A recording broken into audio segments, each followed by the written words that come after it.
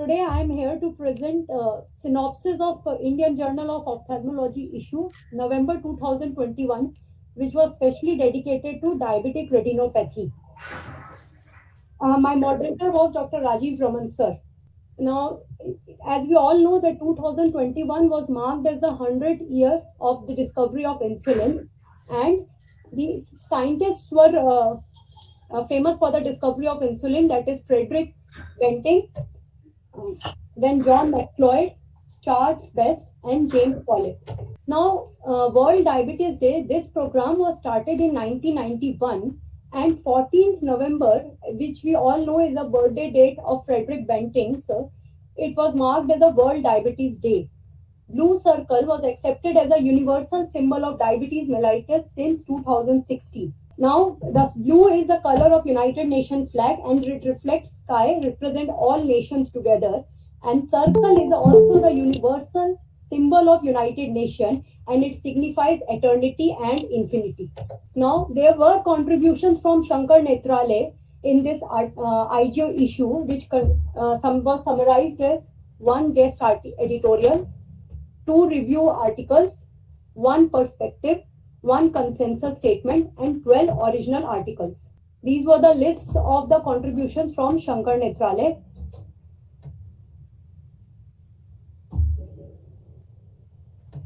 And these were the review articles which were published in IGO issue 2021 November. Now, in this seminar, I'll only be discussing about original articles. So, original articles has been broadly classified into 6 broad headings, that is epidemiology related, risk factors related, diagnostic modalities and biomarkers, updates in practice guidelines, management, medical and surgical, clinical profile, and other associations.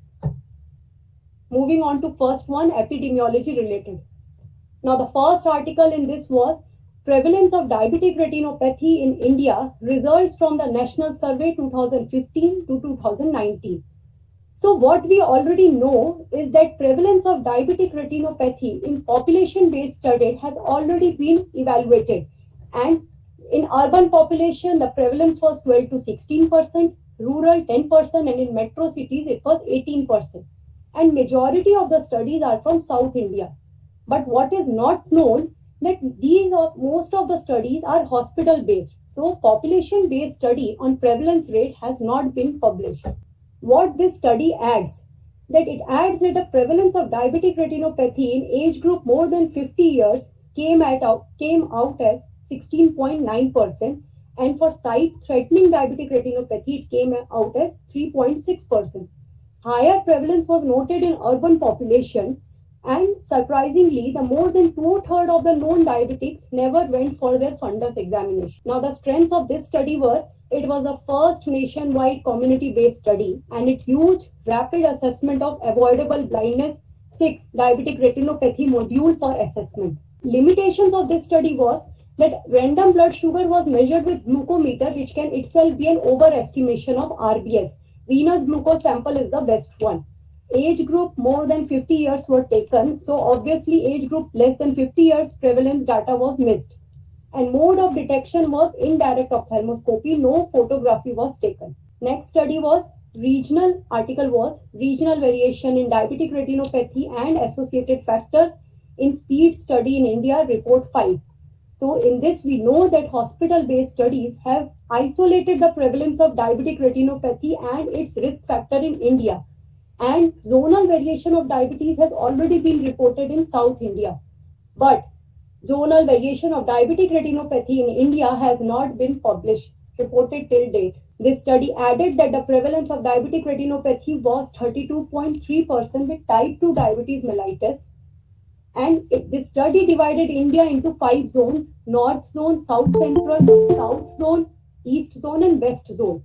And it reported that though the population of East Zone was less, still the prevalence rate of any diabetic retinopathy, sight-threatening diabetic retinopathy, people with diabetes more than 5 years of duration, with blindness and hypertension was more in East Zone, whereas North Zone mostly consisted of diabetic macular edema and sight-threatening diabetic retinopathy.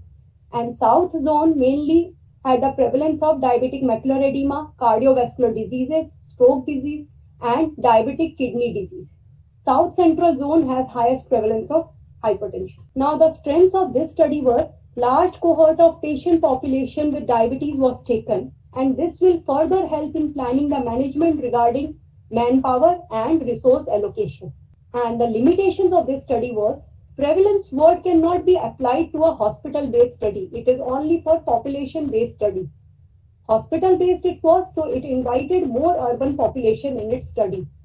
Only known diabetics were taken in the study, and out of the 14 eye centers in India, only 2 were government set up, and we know this fact that majority of other patients first they go for government setup. The third article was the All India Ophthalmological Society Academic and Research Committee Pan India Diabetic Retinopathy Project Fixing the Missing Link Prevalence Data from West Bengal.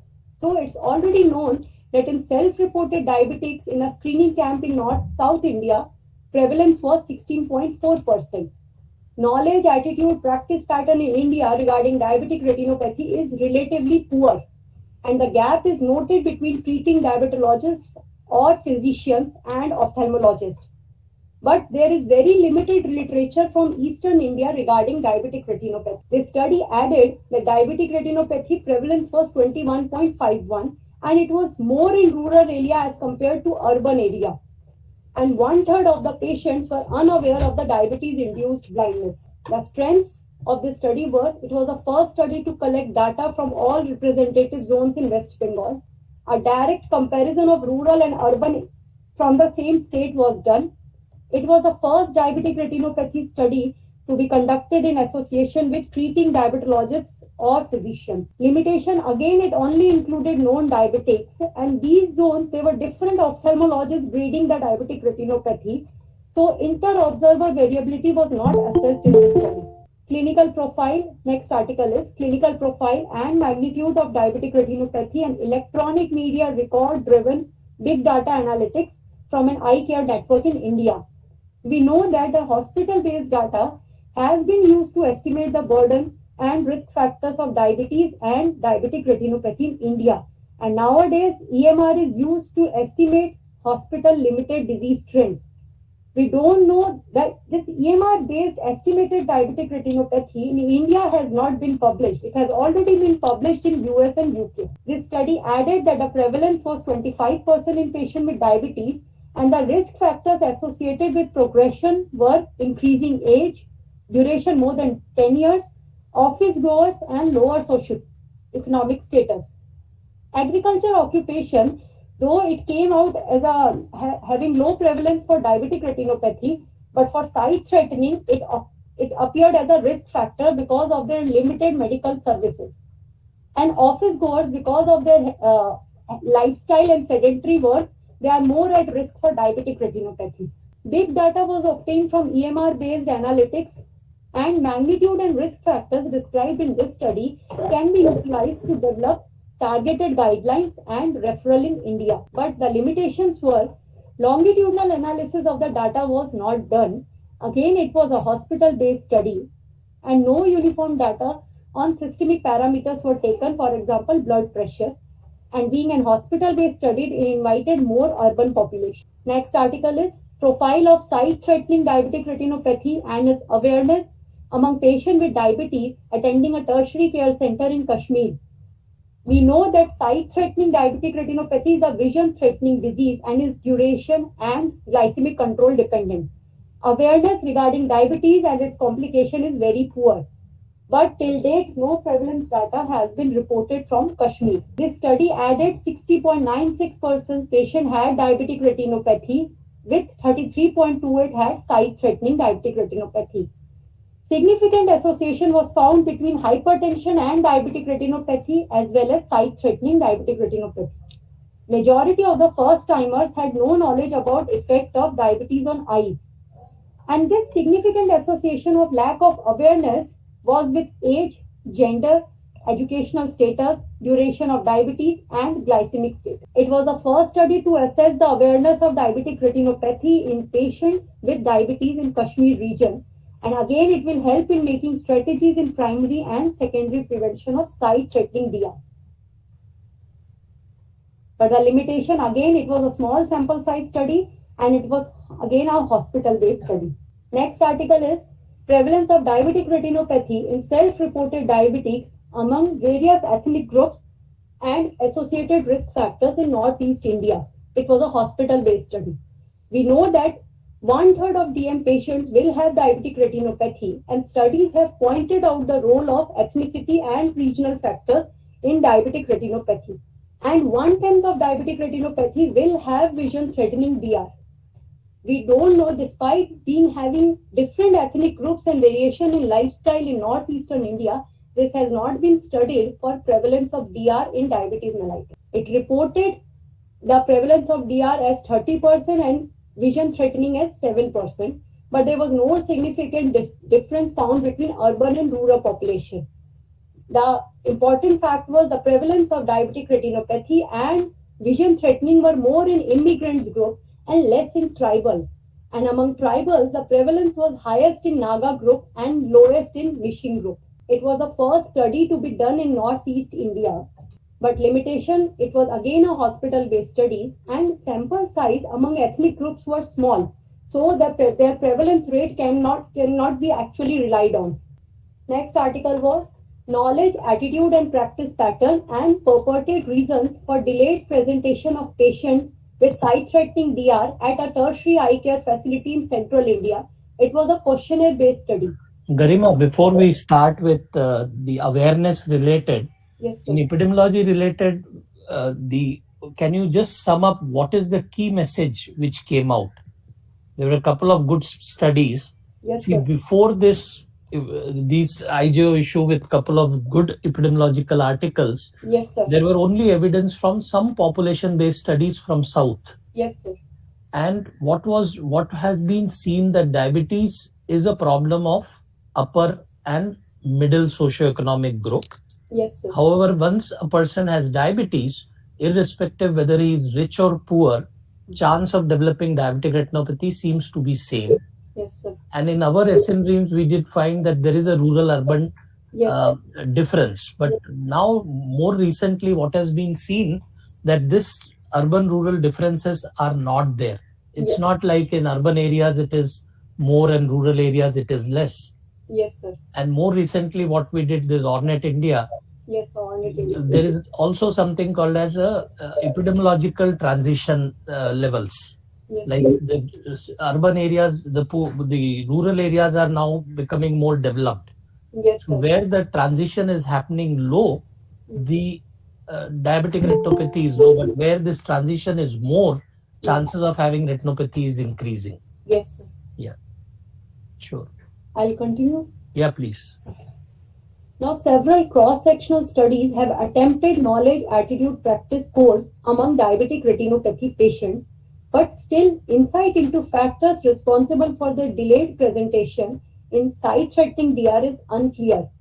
What we don't know that the reasons from patient's perspective for delayed presentation in sight-threatening DR. This knowledge, attitude, practice questionnaire was divided into 3 sections. Section 1 consisted of 14 questions related to demography and metabolic status. Section 2, 10 questions related to role of physician and ophthalmologist. And section 3 was 46 questions, knowledge, attitude, practice related to diabetes and DR. Now, each section consists of 2 sets of questions. First set was used for scoring and second set was used to reason out the causes for poor responses. This study added that proliferative diabetic retinopathy is the most common presentation in sight-threatening DR, and duration, poor metabolic control, low socioeconomic status, illiteracy are the risk factors for progression. Regarding knowledge, half of the patients had good knowledge of diabetes, but only 7.6% had good knowledge about diabetic retinopathy. Regarding attitude, a positive attitude was seen towards diabetes and DR in at least half of the patients. Regarding practice patterns, in DM, majority of the patient had good practice patterns, but majority of the patient never underwent dilated fundus examination. The reason can be attributed to their illiteracy, financial constraints, lack of awareness, or no drop in vision or difficulty noted. The strengths of this study was the large number of patients, both from rural and urban areas, were taken, and it highlighted specifically sight-threatening DR, which can be of help in future in planning protocols for prevention of vision loss. But limitations were the questionnaire, the recall bias of the patients were observed in answering specific question. Authentication of the questionnaire was not established. The questionnaire was prepared from a pilot study. And only with known history of diabetic retinopathy, those patients were only included in the study. Next article is severity of diabetic retinopathy and its relation with age at onset of diabetes mellitus in India, a multi-centric study. We know that Youth Diabetes Registry collects data of people with diabetes under 25 years of age in India.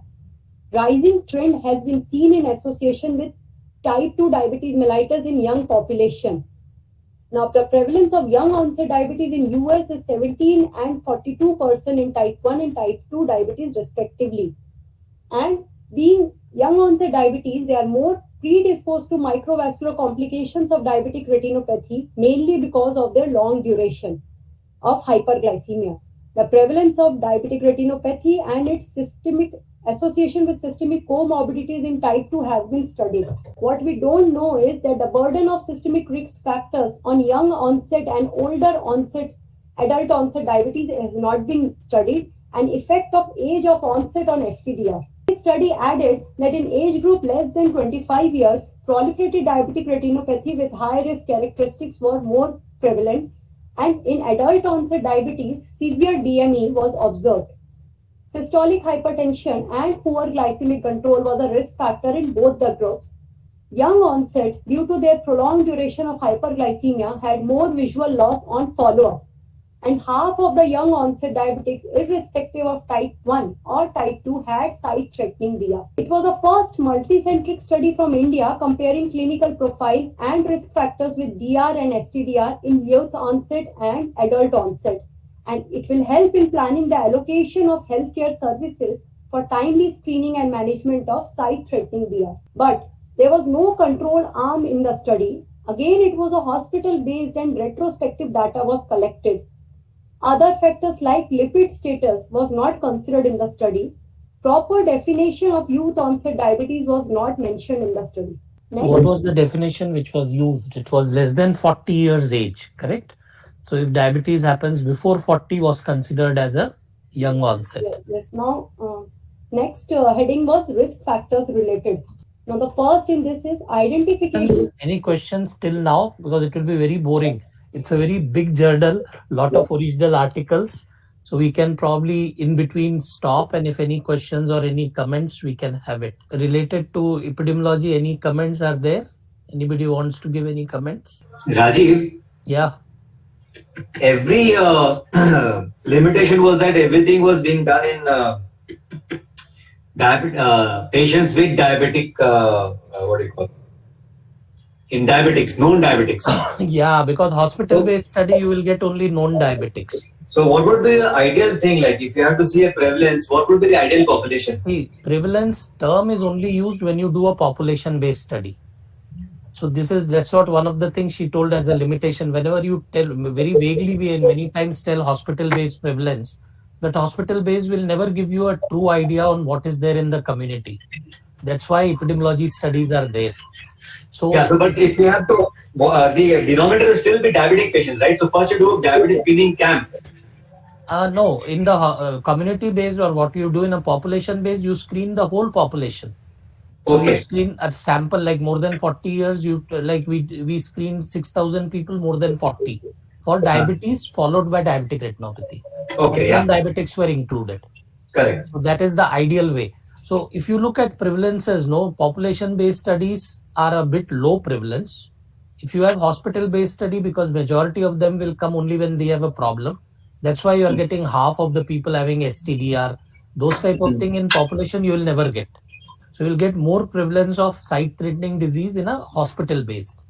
Correct. In a camp setting, when you do, again, the majority of people who have problem, they come to the camp. So again, you will have more of self-reported diabetes, and like those who have problem, you'll get more retinopathy. They have advertised, and when they have problem, they will go there.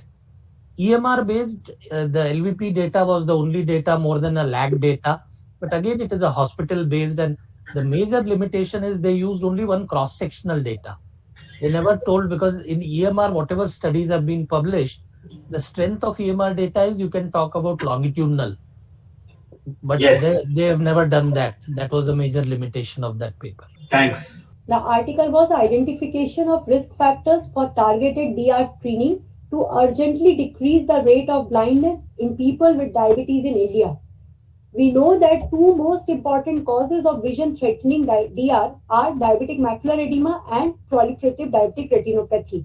Current infrastructure and manpower are underprepared regarding management of DR associated risk factors, and there is no predetermined protocols to identify more vulnerable population for vision threatening diabetic retinopathy for their timely management. What we don't know is that primary data of DM and diabetic retinopathy to identify high-risk populations for targeted DR screening in India has not been reported.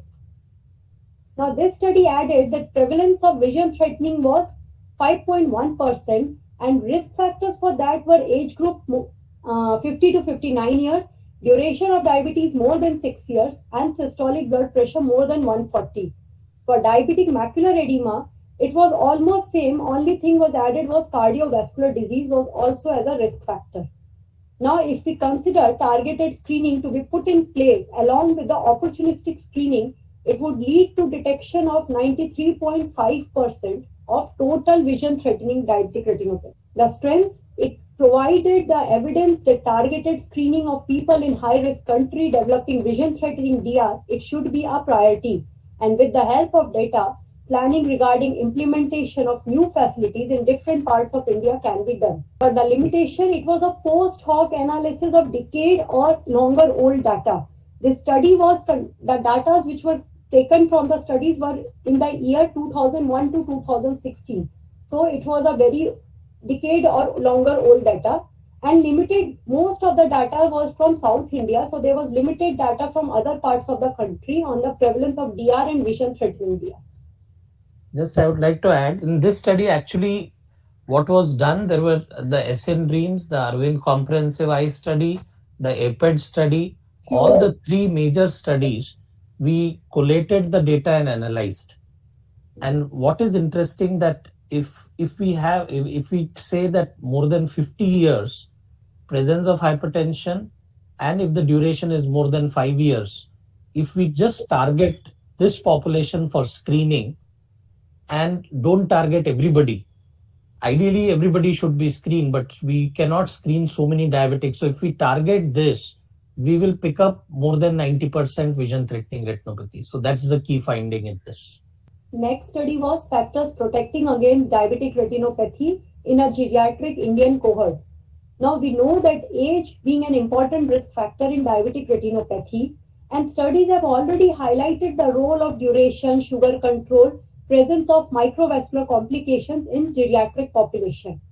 Protective factors against DR like myopia, cataract, glaucoma has already been studied. But what we don't know is the patterns of protective factors in geriatric population, especially above 70 years, is not known in detail.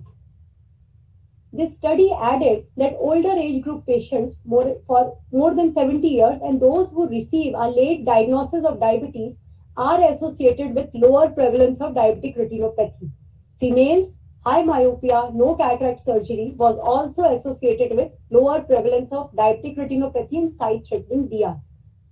Among occupation, manual laborers were found to be less associated with DR. And among those with diabetic retinopathy, private sector workers and retirees, because of their access to medical care facilities, they reported with better visual acuity. The strengths of the study were it contributed towards a better insight into geriatric ophthalmology, and it will help clinical ophthalmologists counsel and triage patients with diabetes mellitus. But it was again a hospital-based study and retrospective study. The very large data, that is 1,16,039, was taken for the study, which can result in type 1 error. Insufficient sample size for the duration of diabetes and HbA1c there was a missing samples for these of the points. Now another study is the prevalence, risk factors and association with glycemic levels of presbyopia in South India population. Now we know this that presbyopia usually occurs in fourth decade due to physiological insufficiency of accommodation. Two studies have already reported the prevalence of presbyopia in India. Now, diabetes, through its hyperglycemic state, they have a major effect on refractive status of patient, which usually affects the amplitude of accommodation, leading to presbyopia in diabetes. What we don't know that the relationship between the elevated glycemic levels and presbyopic condition within and outside Donder's limit. This study added that the prevalence of presbyopia in the study was 79.77%. It was more in diabetic groups and higher HbA1c ratio value was associated with higher degrees of hyperopia. Females were also noted to have increased risk of having presbyopia. Among the different grades of diabetic retinopathy, association of severe non-proliferative diabetic retinopathy is more as compared to other diabetic retinopathy patterns with presbyopia. The strength, it utilized Ascend Dreams 1, a large population-based study for its data collection. Again, it will highlight the importance of regular refractive screening for identification of presbyopia, especially in diabetics. So the whole basis of this study was actually many times in clinic we see that these patients who are diabetic, they need a little higher ad. So the purpose was to see whether really this is true, because we did one study in Mumbai as one of the part of a thesis of Dr. Prema Chande. She found this, and she found that even pre-diabetics have more ads. So in our study, Ascend Dreams, we didn't have pre-diabetes, but we thought that let us see this relationship, whether in a population-based study this is true or not. That's the reason we took it within Donder's range and more than Donder's range. So Donder's table, if you remember, is age-specific ad.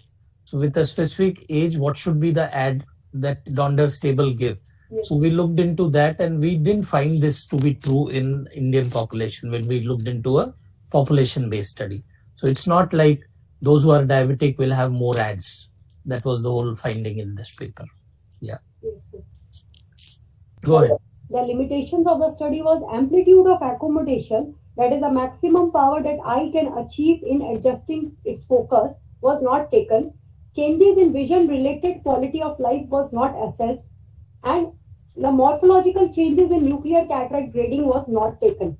Now next article was, does myopia decrease the risk of diabetic retinopathy in both type 1 and type 2 diabetes?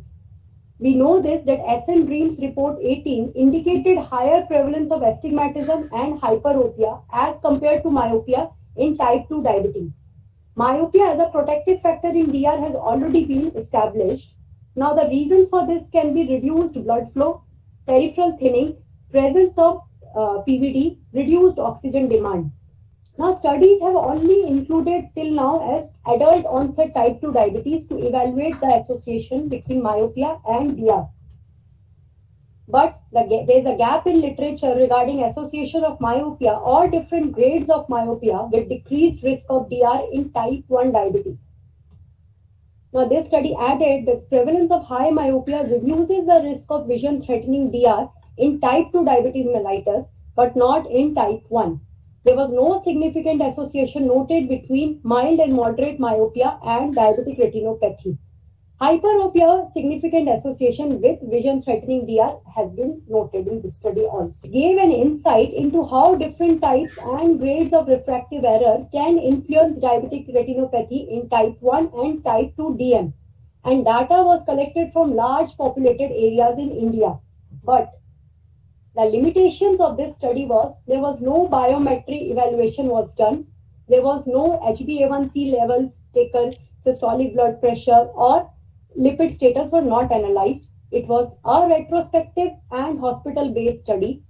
It could not determine that whether structural or refractive or both components of myopia have a protective influence on diabetic retinopathy. Next is impact of age-related macular degeneration on DR. It was an electronic health record-based big data analysis from a tertiary eye center in South India. We know that ARMD is the leading cause of blindness among elder population. Studies have already been conducted to establish a relation between diabetes and ARMD. The effect can be assumed on the fact that AMD, it reduces the metabolic demand of retina. Now, studies have also shown a prevalence of self-reported diabetics more in the age group of 60 to 64 years, which is also a vulnerable age for vision loss due to AMD. But we don't know the effect of ARMD on DR till now. The study added that the prevalence of diabetic retinopathy in ARMD was only 11.4%, but there was no significant differences in the prevalence of DR in early and late ARMD. Higher prevalence of proliferative diabetic retinopathy was noted in active CNVM. And older age females, AMD considered again as protective factors associated with PDR. To the best of the knowledge, it was the first major study to study the effect of AMD on diabetic retinopathy. A large and reliable data set from EMR was taken. It will help in deciding upon the allocation of health resources, and it might help as a groundwork to design any program. But limitations, it was again a hospital based, so cannot be extrapolated to general population and retrospective data. Missing HbA1c values was noted in the study, which could lead to overestimation of proliferative diabetic retinopathy. Unequal distribution of age and duration of diabetes was noted in the study, and there is a barrier in utilizing such big data. Actually, this is hospital based, Yes. but we have also published from our population based study in IE, I think in 2012 or 13. It is published that there is a protective effect, and we found a difference between early and late. So it's in only the late AMD which is less. Yes, sir. Early AMD is not there. But this big data has never been studied. Yeah.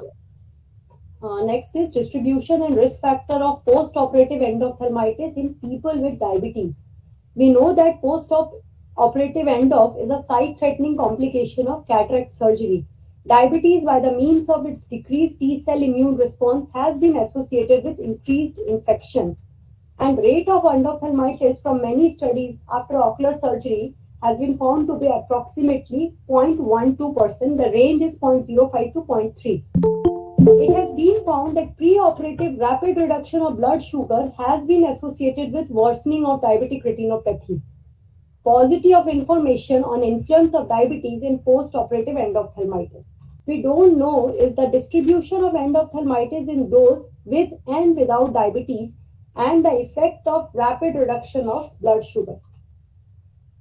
Now, this study added that the cumulative incidence of post-operative endophthalmitis over 26 years was 0.09, but higher rates were observed in patients with rapid reduction of pre-operative blood sugar. Hypertension and upper socioeconomic strata with diabetes was also noted as a high risk factor. Men with diabetes was also noted in this study as a higher risk factor for post-operative endophthalmitis. And the most common organism isolated was Staphylococcus epidermidis. Now, it added a new perspective for diabetes control in the perioperative period to prevent endophthalmitis. It highlights the negative effect of rapid reduction of blood sugar. But it was a single hospital-based study. Single random blood sugars level were taken, and glycemic levels, HbA1c, was not taken in the study. No intraoperative factors which can lead to endophthalmitis post-operatively was considered in the study, and none of the patients were administered intracameral antibiotics in the study. So the last study was again our data, SN data, and the important finding is here rapid control was defined as that when the patient visited us, sugars were high, and within a week it was rapidly reduced and surgery done. Yes, We did find that this group had more endophthalmitis. So I think this again things that probably HbA1c should be a better marker rather than a single RBS. Any comments till now? Then we'll start the diagnostic. Rajiv, I just had Yes, one sir. question. Since you have worked closely with Dr. Mohan, just Yes. wanted to know why is there a reluctance among the diabetologists to monitor the HbA1c? They still seem to be monitoring sugars based on the fasting and the post meal itself.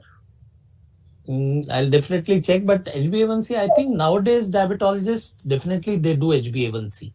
Nowadays they are even going with those sensors to know the glycemic variability. But yes, what you said, day-to-day monitoring, FBS, PPBS is still used.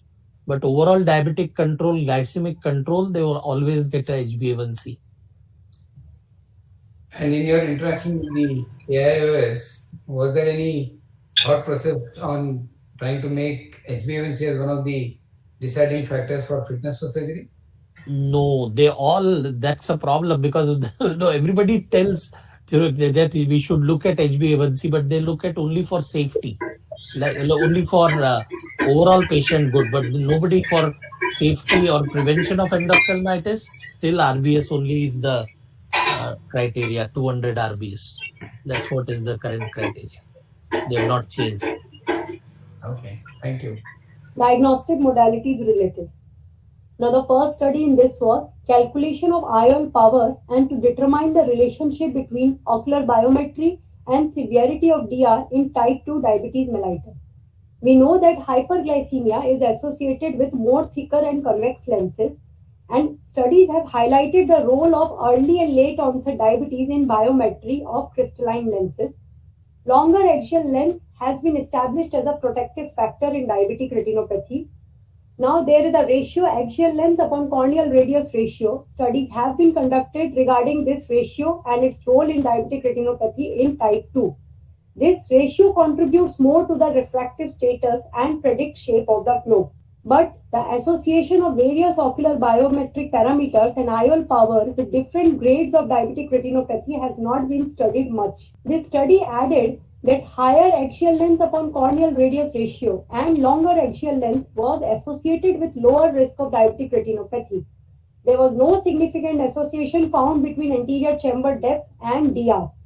And progressive increase in IOL power was associated with increasing severity of diabetic retinopathy. It gave an insight into effect on ocular biometric parameters in diabetic retinopathy, but it was a small sample size taken, 150 case and controls were taken in the study. There was selection bias of the patient, and again it was a hospital-based study. Elevated advanced glycation end products are associated with subfoveal ellipsoid zone disruption in diabetic macular edema. We know that hyperglycemia results in deranged carbohydrate metabolism, leading to the formation of advanced glycation end products. NCML is the most commonly associated with severity of diabetic retinopathy, and studies have highlighted its role in severity of DR. Ellipsoid zone disruption is considered as an important biomarker for visual response in diabetic macular edema. But we don't know the effect of advanced glycation end products on ellipsoid zone disruption in macular edema has not been studied. Now, advanced glycation end products through its endothelial dysfunction, increased expression of VEGF factors and ICAM1, through its oxidative stress and vitamin D deficiency, it leads to ellipsoid zone disruption. This study added that there was a significant association of ellipsoid zone disruption with increase in central subfield thickness. Visual acuity is poor in cases with ellipsoid zone disruption. NCML levels were significantly found raised in cases with ellipsoid zone disruption. Now, this study, estimation of this glycation end products from blood will serve as a bench-side examination.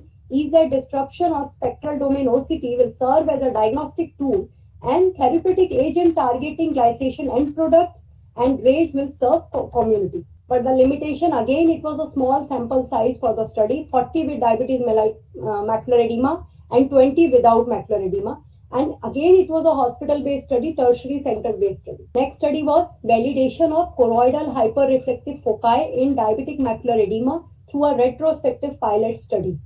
Now we know that retinal hyperreflective foci is considered as an OCT biomarker in diabetic macular edema. Now this hyperreflective foci is considered as an activated microglial cells, and they have been imaged in inner choroid while migrating from inner to outer retina. It has been reported by many studies and it's termed as choroidal hyperreflective foci. And its association with severity of diabetic retinopathy and worse visual acuity has been established. It is also seen in some cases of retinitis pigmentosa and central serous chorioretinopathy. But no longitudinal study till now to examine the significance of hyperreflective choroidal foci in the management of DME has been published. This study added that initial best corrected visual acuity was worse in groups which contained both, that is retinal hyperreflective foci and choroidal hyperreflective foci. Mean central subfield thickness at presentation was again more in group containing both of the foci, but in the final BCVA in both the group there was no significant level of difference. It indicated that pathophysiologically they both are same. This study takes a step forward in validating the role of HCF in non-proliferative DR with treatment named DME following treatment with anti-VEGF. Again, it was a retrospective and small sample size, and only 43 eyes were taken for the study. Furthermore, prospective studies are required, and assessment of hyperreflective choroidal foci with other spectral domain OCT biomarkers was not done in the study. Next is behavior of hyperreflective spots noted on OCT following intravitreal therapy in diabetic macular edema, a systematic review and meta-analysis. We know that hyperreflective spots are considered as an important biomarker. They are small, dot-like with no back shadowing, and they have an inflammatory origin owing to the presence of CD14 in aqueous humor. Now, CD14 is released by activated microglial cells.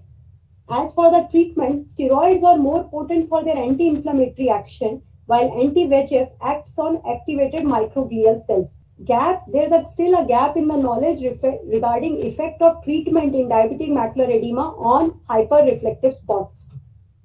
In this study, the total of 19 studies were actually taken, and it was found that there was a definite reduction in hyperreflective spots counts following intravitreal therapy, but there was no significant difference found between anti-VEGF and steroids in the treatment. It highlighted the promising role of hyperreflective spots in predicting treatment response in diabetic macular edema, but the limitations were majority of the studies, 9 out of 19 studies, majority of them were retrospective.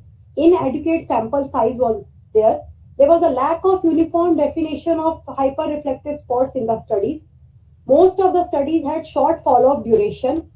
The measurements for hyperreflective spots were different in most of the studies, and there were varying statistical reporting methods, and significant publication bias was noted in the study. This was actually a very good, our ex-fellow Nagesh, he had this concept, he wanted to do this, and really we enjoyed doing, because before doing this, we always have a belief that whenever there is hyperreflective foci, they are more, they respond to steroids. And when we did this meta-analysis, this was not true. So I think that's the reason, and that's the reason meta-analysis is considered as today a little more standard or better than even a randomized controlled trial. So this was a good study, and our ex-fellow did this study with me. Next study was role of OCT angiography in diabetes, utility in diabetic retinopathy, and a comparison with fluorescein angiography in vision-threatening diabetic retinopathy.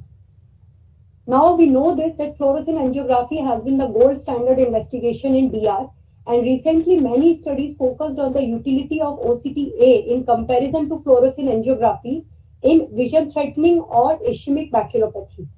But the utility of OCT-A in the entire spectrum of the disease, that is diabetic retinopathy, has not been studied. This study added that vessel density and perfusion density decreases with increasing severity of DR. Foveal avascular zone area increased with disease severity. With the help of OCT-A, we could detect subclinical microaneurysms, as clinically microaneurysms are only visible when they are more than 30 micrometer size. So this OCT-A could detect less than 30 micrometer also. Changes in vascular density and posterior capillary non-perfusion areas were noted much before microaneurysms in no DR cases. It highlighted the importance of OCT-A in detecting preclinical DR. But again, it was a cross-sectional study, so results cannot be extrapolated.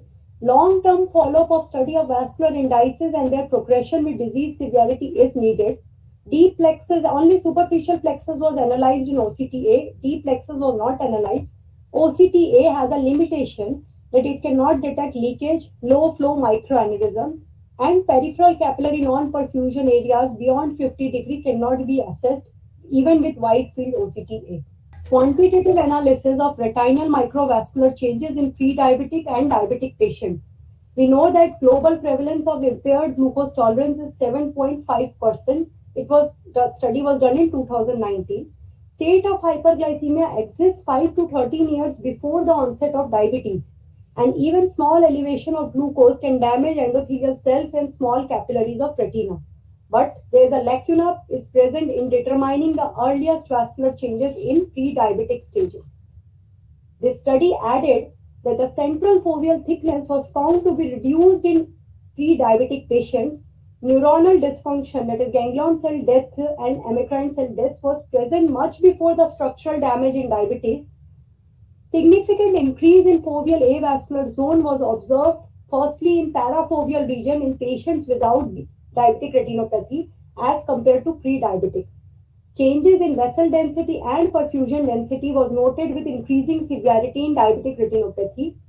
Significant and changes in foveal avascular zone area are correlated well with vision in no diabetic retinopathy and pre-diabetic patients. The strongest predictors of developing diabetic retinopathy were reduction in vessel density and increased foveal avascular zone perimeter. Now this study, it can be an early guide to start early neuroprotective measures in pre-diabetic stage itself. But again, it only included superficial plexus and it could not highlight the relationship between best corrected visual acuity and vessel density. There were machine limitations, different machines were used in the study and only single reading, so chances of subject variation is more. Next is assessment of OCT angiography and multifocal electroretinography in eyes with and without non-proliferative diabetic retinopathy. Now we know that OCTA has been used to determine preclinical changes in the absence of clinical changes in diabetic retinopathy.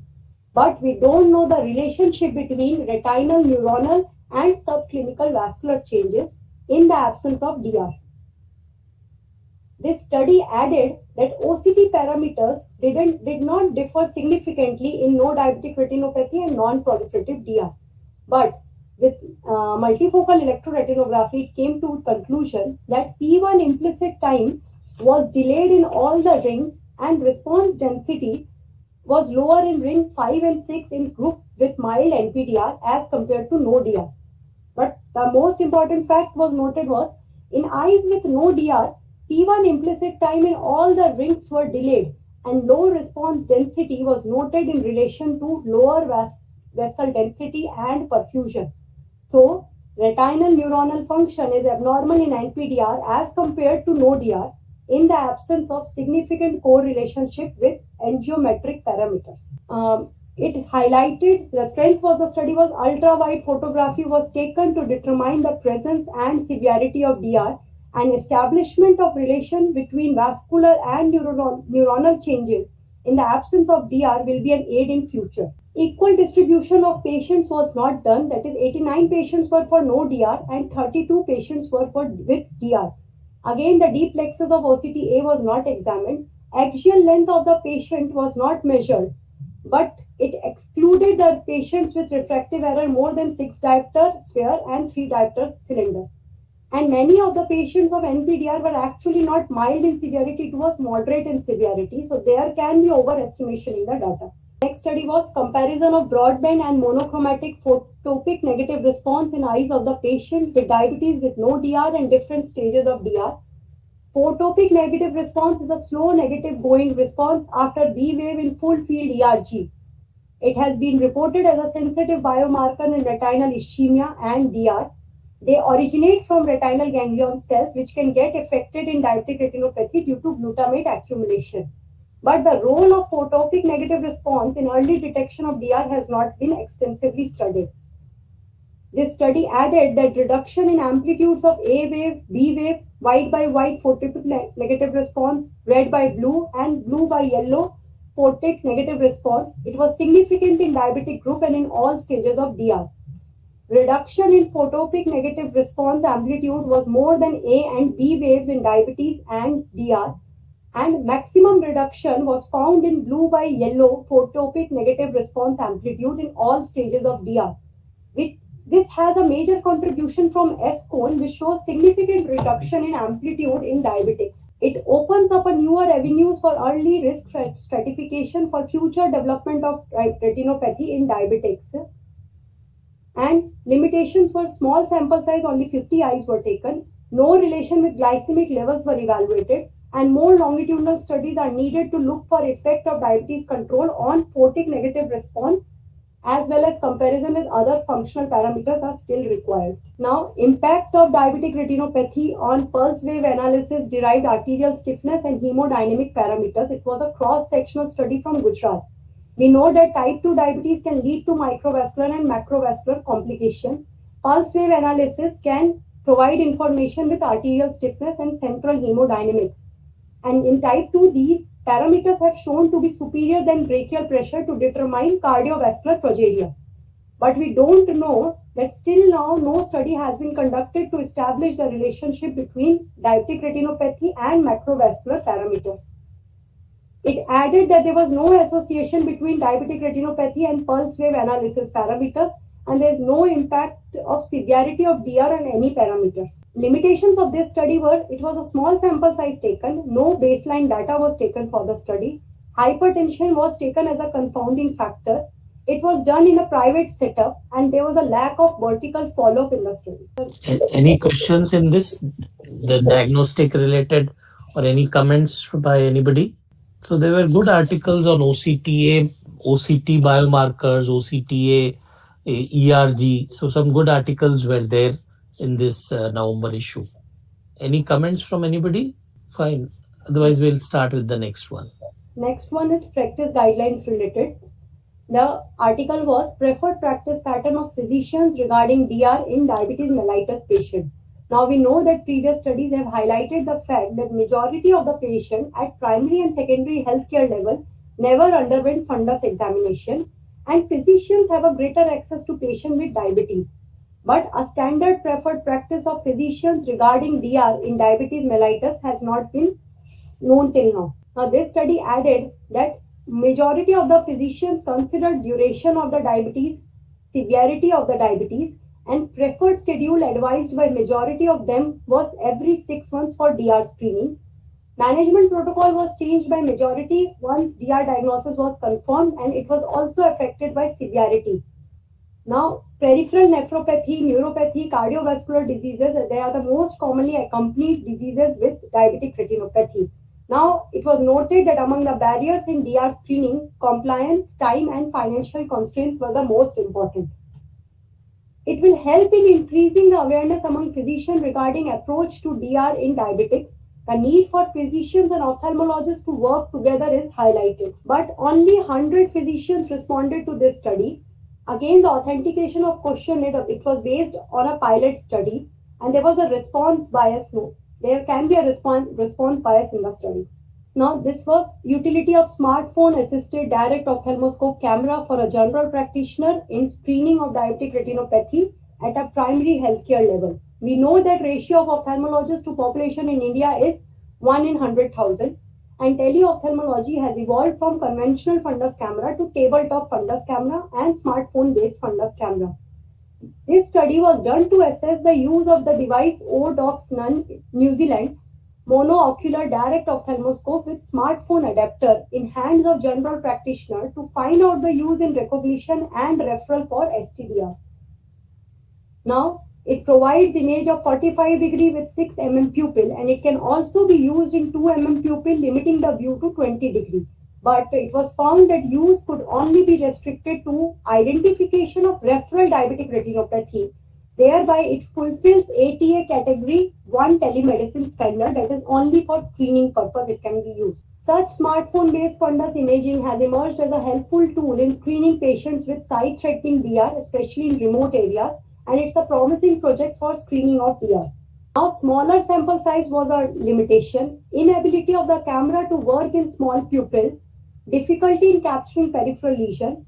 More training is required for general practitioners to evaluate, and if integration of artificial intelligence would have been done, it would have been of far greater use, more useful. Next was use of offline AI in smartphone-based fundus camera for community screening of DR. We know that many studies have been conducted to emphasize the role of AI in detecting referable diabetic retinopathy, but most of them are done in clinic setting. Community-based analysis of DR with the use of offline AI algorithm by minimally trained health workers have not been done. The study added that sensitivity and specificity of detecting referable DR was 100% and 89.55 respectively, but there was no demarcation of severity of retinopathy. Due to positive predictive value being only 33.3%, there was chances of increased burden of unnecessary reference. But as negative predictive value was 100%, there was no missed referable case. Now, in this study, AI algorithm was already validated in prospective study, and being an offline AI algorithm, the real-time analysis of image will be of help in remote areas and results can be given immediately to the patients. But not all, as the images were taken by healthcare workers, not all the images were of good quality, and study was only done in one city, that is Mumbai. It was done by Bombay Municipal Corporation. The areas were identified with the help of them. Next is management related and medical and surgical related. Medical and surgical. Now, the effect of sustained release long-acting intravitreal dexamethasone implant in patients with NPDR undergoing phaco, a randomized controlled trial. Diabetic macular edema is one of the most important cause of poor vision in DR, and the treatment modalities for it are laser, anti-VEGF, triamcinolone injection. Dexamethasone drug delivery system, Ozurdex, has been FDA approved for DME. Association of cataract surgery and diabetic macular edema is well established. Now, previously, a pilot study has already established the role of Ozurdex in cataract surgery. But the detailed analysis of the effect of dexamethasone implant in NPDR undergoing phacoemulsification has not been studied, and effect of this implant on visual acuity, OCT parameters, additional interventions required or not has not been studied.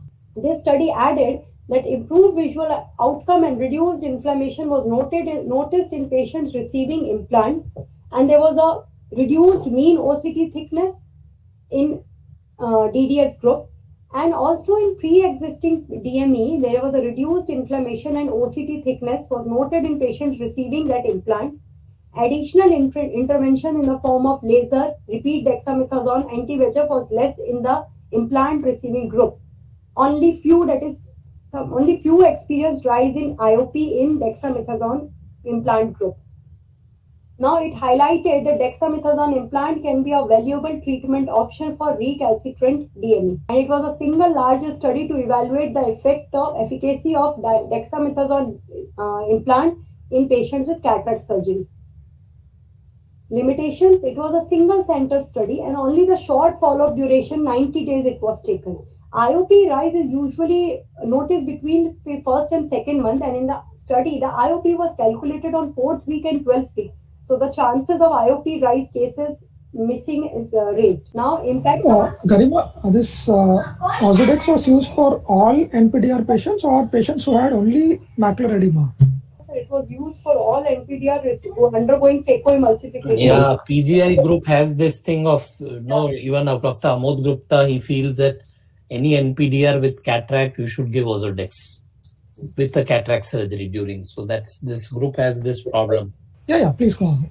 Impact of systemic parameters before commencing anti-VEGF for diabetic macular edema. It was a pan-Indian survey of retina specialists. We know that longer duration of diabetes, higher HbA1c, hypertension, dyslipidemia, cataract surgery, pregnancy, sleep apnea, they are risk factors for DME. And anti-VEGF is the mainstay in the management of them. Now, systemic factors should be considered in DME rather than just treating DME alone. But a uniform consensus among VR specialists in systemic consideration before giving anti-VEGF is still not much known. So, this study added that majority of the VR specialists considered RBS, HbA1c, blood pressure, renal function test before administering anti-VEGF. And in dyslipidemia, majority took physician opinion and then started statins. Hemoglobin was not estimated by majority of them. Now, in cardiovascular diseases or abnormalities or MI, majority prefer to give after 3 months or even 6 months later. In UTI and diabetic, 2/3 prefer to wait. And in pregnancy, majority prefer not to give the anti-VEGF injection. Now, it included large number of retina specialists to arrive on a consensus, and there was an equal participation of young and senior ophthalmologists and private and institutional practitioners. It was the first real-world survey which will be a help for young ophthalmologists in future. Now, but still, only 322 out of 1500 retina specialists responded to the study, and again the authentication of the questionnaire was not proper, was not done. Next is intravitreal antivascular endothelial growth factor with and without topical NSAIDs in center involving DME. We know that topical Nepafinac 0.1% is commonly prescribed for inflammatory macular edema, and study in the past highlighted the role of intravitreal diclofenac with anti-VEGF in DME.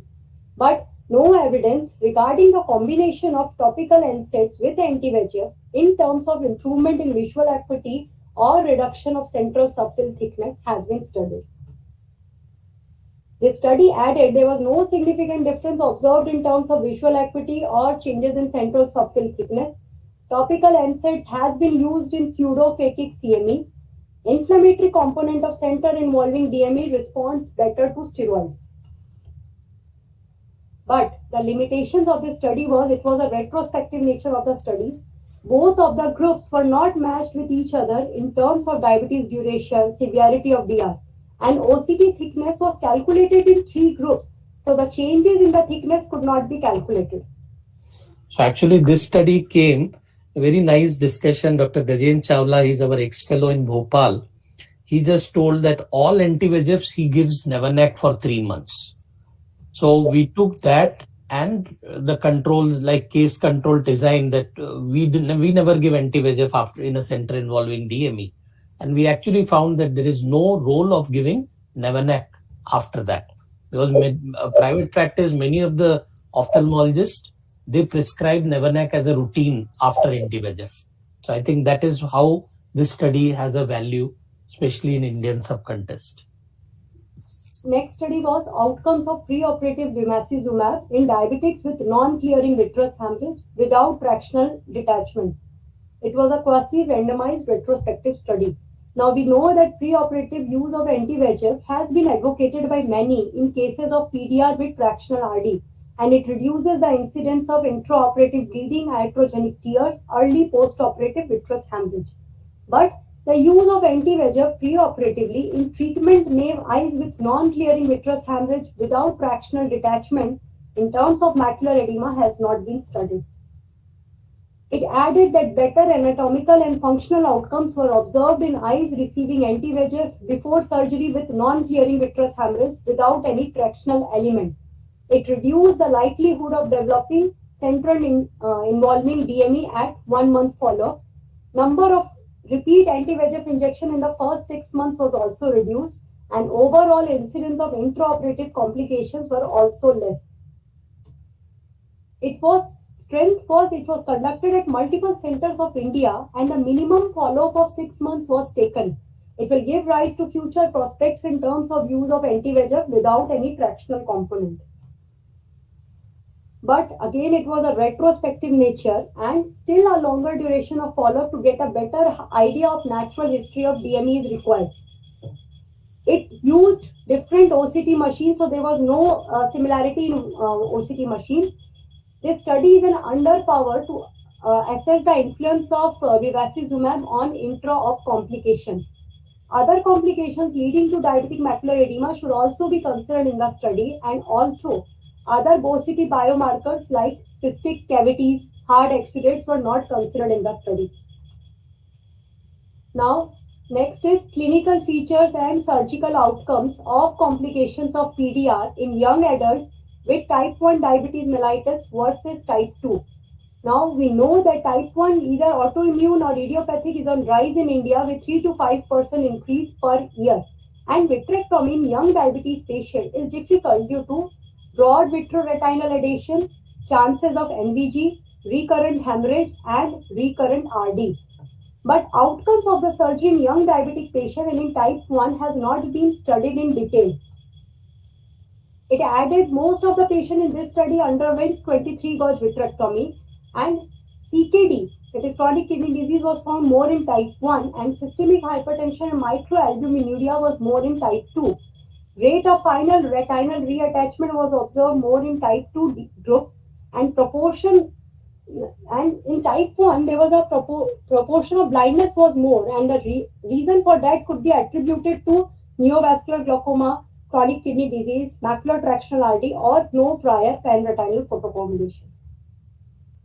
Now, strength, all complex proliferative diabetic retinopathy, both type 1 and type 2, were operated by a single surgeon. It highlighted the importance of metabolic control during patient counseling to improve the outcomes with PDR in type 1 diabetes. No clinical data was observed taken on BMI and lipid levels. Preoperative description of PVD status, intraoperative retinal break description was not done. There was no standardization on the use of bevacizumab and tamponading agents. In some cases it was used, in some cases it was not used. It was a retrospective and limited sample size was there for the study. Next is comparison of anatomical and functional outcome of vitrectomy with ILM peeling in recalcitrant diabetic macular edema with and without traction in Indian patients. 23% of the DME patients do not respond to anti-VEGF, and recalcitrant DME is defined as no response, that is less than 10% decrease in central macular thickness to anti-VEGF or steroids or laser.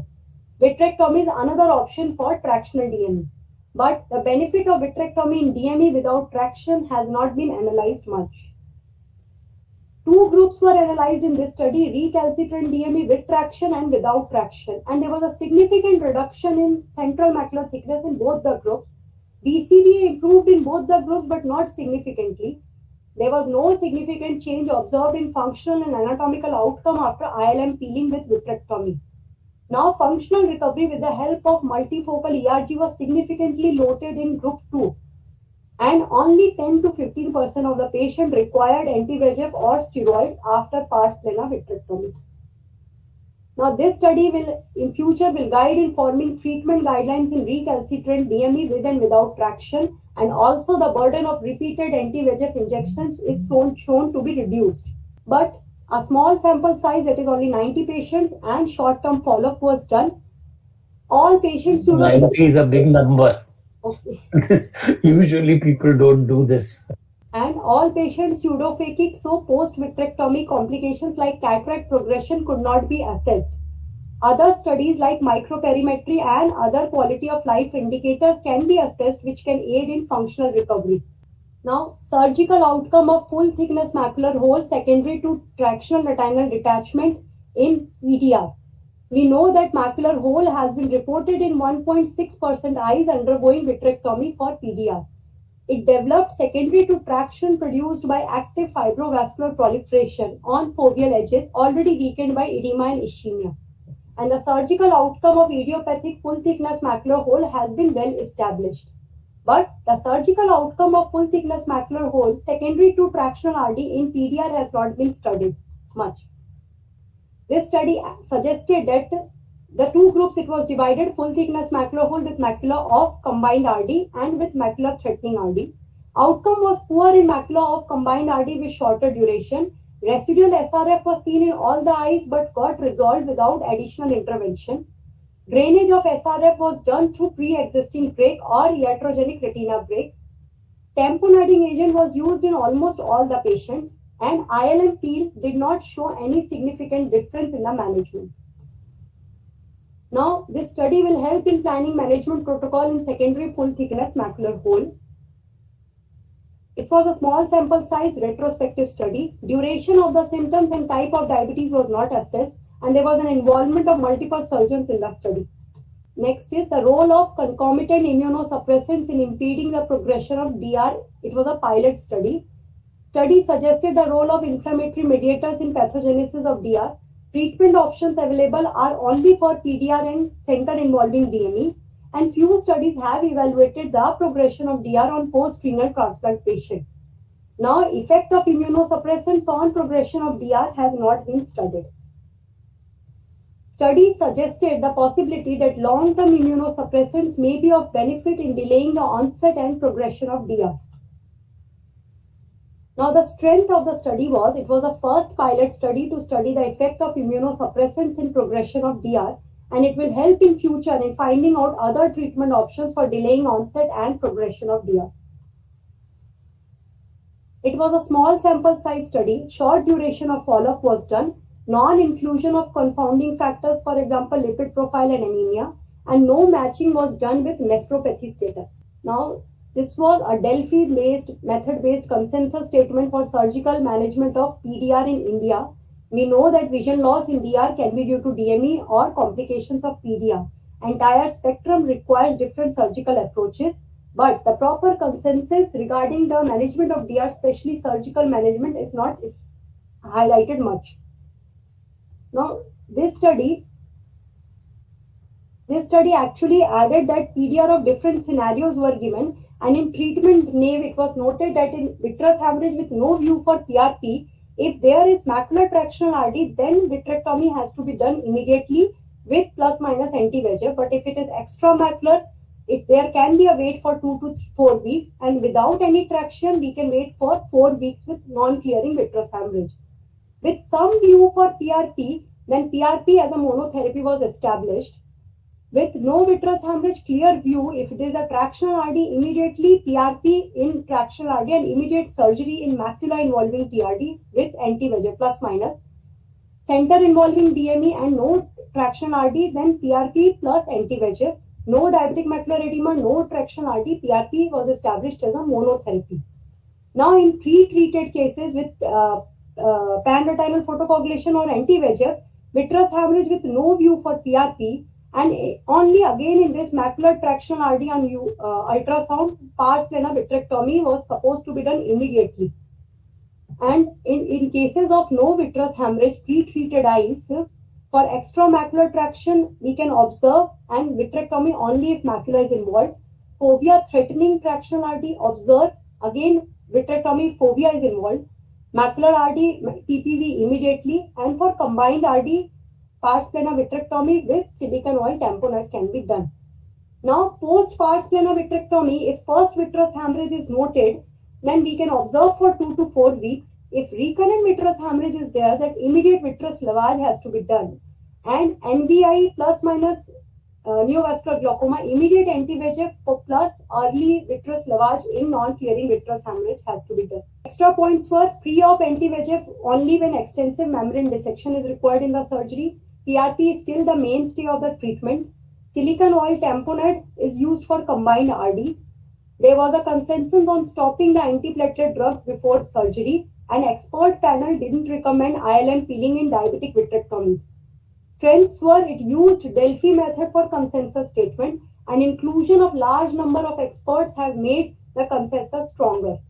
But again, the lack of accountability of the members due to anonymity and authentication of the questionnaire was involved as a limitation. Next is clinical profile and association. First article is featureless retina in diabetic retinopathy, clinical and fluorescein angiographic profile. It is suspected when asymmetric DR, that is PDR in one and mild to moderate NPDR in another, in both eyes with or without white thread-like arterioles, atrophic or thinned out retina. But we don't know that apart from all the classifications of DR, this featureless retina in DR has not been studied. What this study adds, a total of 67 eyes in which majority had mild to moderate NPDR was noted. Fluorescein angiography revealed extensive capillary dropout in 3/4 of the eyes, and macular ischemia was noted in majority. Risk of underestimation increases with widespread featureless retina. It will be a guide in suspecting this entity proactively in case of asymmetric DR or in the presence of suggestive clinical presentation. No OCT. Limitations of the study was no OCT, ultra-wide OCT A was performed. Doppler imaging was done only for the signs of ocular ischemic syndrome. Peripheral capillary non-perfusion areas were not studied. No renal parameters, lipid levels, HbA1c was evaluated, and cross-sectional nature of the study was a limitation. Now, another study was association of metformin use among diabetes and incidence of primary open-angle glaucoma. What we know is diabetes is itself a risk factor for glaucoma due to increased corneal stiffness and ganglion cell loss. Metformin and its role in progression of glaucoma has been evaluated by few studies. drug, this metformin, upregulates AMPK pathway, which in turn alters the tone of trabecular meshwork and decreases IOP. And also, it's a geroprotective drug. But the incidence of glaucoma and metformin use has not been established much. This study didn't find any association between effects of metformin on incidence of primary open-angle glaucoma. And the limitations were small sample size. It didn't consider HbA1c levels. Dose of metformin was not mentioned. Self-reported that patients with diabetes were taken, and patients were evaluated on only 2 points of time. Next is trabeculectomy for neovascular glaucoma in PDR, CRVO, and ocular ischemic syndrome. Surgical outcomes and prognostic factors for failure. Now, the three most common etiologies for neovascular glaucoma are PDR, CRVO, and ocular ischemic syndrome. Trabeculectomy with mitomycin C with anti-VEGF and prior PRP has improved the outcome of neovascular glaucoma surgery. But outcomes of trabeculectomy among three common etiologies is not studied much. This study added that the most common cause of NVG was PDR and post-operative visual acuity was better in ocular ischemic syndromes.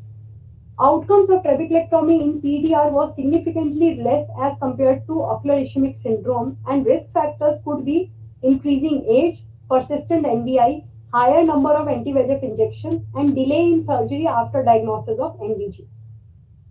It directly evaluated and compared the outcomes of trabeculectomy among three most common etiologies of NVG. It provided insights to prognosticate outcomes of glaucoma filtering surgery on etiology and preoperative risk factors. But the limitations were, it was a retrospective study, case included were of longer durations, loss to follow up by many patients, and there was no standardization on the use of mitomycin C. Screening for obstructive sleep apnea in diabetic retinopathy clinic in a tertiary care center. We know that obstructive sleep apnea is a frequent in type 2 diabetes, and it increases the risk of diabetic retinopathy and sight-threatening diabetic retinopathy.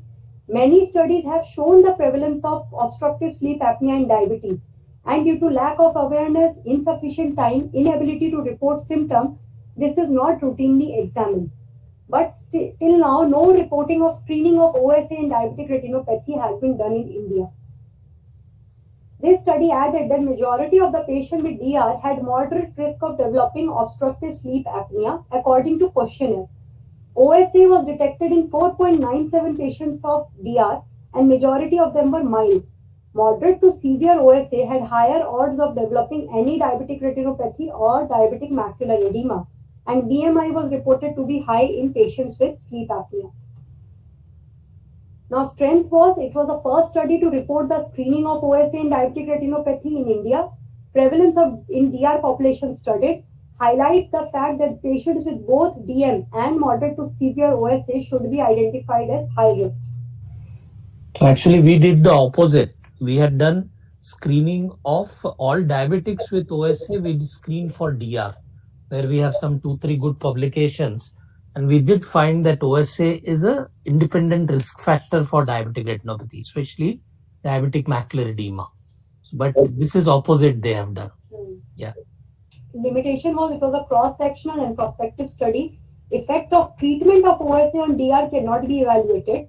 Study, it was done in retina clinic, so it was a not true population-based study. And additional polysomnographic parameters were not evaluated. Only apnea hypopnea index was noted. Urine protein to urine creatinine ratio correlation with DR. We know that diabetic nephropathy accounts for 20% of the cases of chronic renal failure. Glomerular filtration and proteinuria begin before overt nephropathy. Chronic hyperglycemia leads to capillary endothelial damage, leading to microvascular changes. And this urine protein to creatinine ratio is a reliable alternative to 24-hour urine collection. But correlationship of this ratio with different stages of retinopathy has not been studied. This study highlighted good correlationship with increasing severity of proteinuria and PDR, and this protein creatinine ratio levels increases with severity of DR. Majority of the patient with wild NPDR had urine protein creatinine ratio within normal range, and levels increases with increasing severity of DR. Now, this study helps in establishing the fact that urine protein to urine creatinine ratio can be a marker for risk and progression of DR, but it didn't exclude patients taking ACE inhibitors or ARB drugs, which could hamper the ratio, and more population-based studies are still required. Clinical correlationship with diabetic retinopathy with nephro and neuropathy. We know that diabetic-related complication can be microvascular or macrovascular. Now, diabetic neuropathy can be found in 50% of those patients with diabetes more than 25 years, and nephropathy is found more in type 1 diabetes. This study added that majority of the patients presented with clinically significant macular edema with increasing severity of DR, and there was a significant association of severity of DR with severity of diabetic nephropathy. But the limitation was small sample size. Co-relationship of CSME with diabetic nephropathy and neuropathy was not attempted. Nerve conduction velocity was not available for diabetic neuropathy assessment during COVID times. So because of that, association of diabetic neuropathy with severity of DR was not found. Evaluation of RNFL thickness and inner retinal layers on OCT could have been done, which could have been an assessment of neuropathy changes. Impact of treatment in early stages in diabetic nephropathy and neuropathy to severity of DR is not explored. Now, next is relationship between diabetic retinopathy and diabetic peripheral neuropathy, neurodegenerative and microvascular changes. We know that peripheral neuropathy diabetic accounts for the most common cause of non-traumatic amputation, and the vibration perception threshold is affected early in diabetic peripheral neuropathy. In this study, the neuropathy assessment was done by biothesiometry. But the neural changes in DR has not been studied much. Strong chances, the results establish the fact that there are strong chances of developing diabetic peripheral neuropathy with duration of diabetes. Severity also increases with severity of diabetic peripheral neuropathy and vice versa. And duration of diabetes more than 15 years, HbA1c more than 6.5, creatinine raise, and peripheral neuropathy are risk factors. Inner retinal neurodegeneration and ganglion cell inner plexiform layer reduction was noticed in patients without diabetic retinopathy. It highlighted the importance of multidisciplinary approach in the management of diabetes and its complication. But recruitment bias was done. It was a recruitment bias as the study was done in endocrinology department. No cognition test used, which could have been related to diabetic retinopathy and related neurodegeneration. Large-scale prospective studies required with proper follow-up. Next is the evaluation of sphingolipid metabolism on DR. Sphingolipids have a role in inflammatory signaling pathway, angiogenesis, proliferation, and apoptosis formed via metabolism of sphingomyelin. And the aim of this study was to evaluate the level of sphingomyelin kinase 1, 2, ceramide kinase, acid sphingomyelinase aqueous levels, and serum levels in diabetic retinopathy subjects. The effect of the various enzymes on DR has not been studied. The results, this study added that mean aqueous levels of SK1, 2, ASM, CK was higher in diabetic group, and sphingosine 1-phosphate was high in PDR group. Mean serum level of all parameters were higher in diabetics. So, sphingolipid metabolism plays an important role in diabetic retinopathy pathogenesis. But the limitations of this study was a small sample size. Long follow-up is required to evaluate, and vitreous samples should have been searched. My acknowledgement, sir, Dr. Rajiv Raman, sir. Thank you very much. Any comments from anybody? Very nicely compiled, Garima. It was a very hard task because so many articles we excluded, and I would tell everybody you should read the review articles. Very nice review articles in this issue were there. She could cover just the original articles. Very nice. Can you hear me? Yeah, very nice presentation. Thank you. Many articles you have covered. Maybe it will take actually quite some time to assimilate all this information, but very good job you have done. Yeah. Thank you. And yeah, about that study, my article, I can just talk about that.